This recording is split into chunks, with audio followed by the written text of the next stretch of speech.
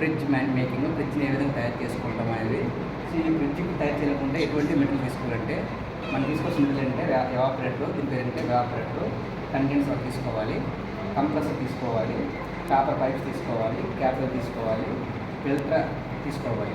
So మనం ముందుగా ఈ యొక్క ఫ్రిడ్జ్ మనం మేకింగ్ చేయాలంటే ఈ యొక్క కంప్రెసర్లో 3 పిన్లు ఉంటుంది. ఆ పిన్ అంటే సిఎస్ఆర్ అంటే కామన్ స్టార్టింగ్ రన్నింగ్ అని కాయిల్స్ ఉంటాయి. ఇక్కడ మనం సప్లై చేసుకుంటాము ఓఎఫ్ మరియు రిలే ద్వారా. ఎందుకంటే దీని ప్రొడక్షన్ మనకి సప్లై ఇస్తే ఇది వర్క్ చేస్తుంది ఫ్రిడ్జ్ కూడా మనకి ఏంటంట. సో దీంట్లో మనం మొట్టమొదటిగా ఇక్కడ మనకి 3 పైపులు ఉంటాయి కంప్రెసర్కి. ఒకటి ఛార్జింగ్, డిశ్చార్జింగ్ మరియు సెక్షన్ పైప్ ఉంటుంది.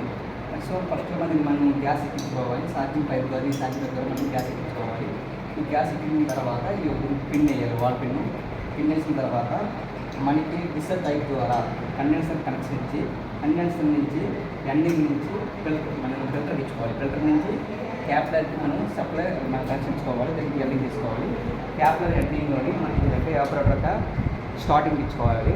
ఎవాపరేటర్ యొక్క స్టార్టింగ్ ఎండింగ్ అనేది మనం ఏం చేస్తుంటే సెక్షన్ పైప్ ఇచ్చుకుంటుంది, సెక్షన్ పైప్.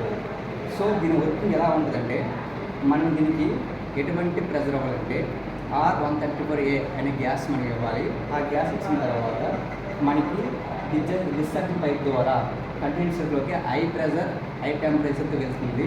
ఈ డిశ్చార్జ్ అనేది హీటింగ్ అవుతుంది, కాయిల్ ఏది కండెన్సర్ హీటింగ్ అవుతుంది. ప్రతి ఒక్క ఎనిమిది స్టెప్లు కూడా హీటింగ్ అవ్వాలి.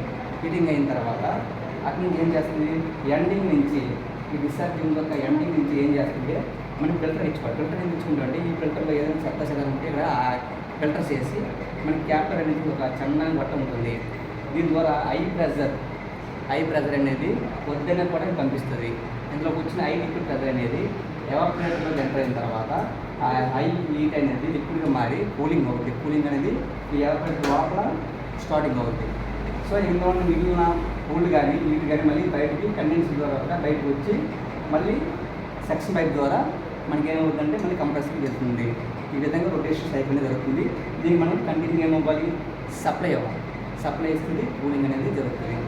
That is the fridge practical working. Thank you students.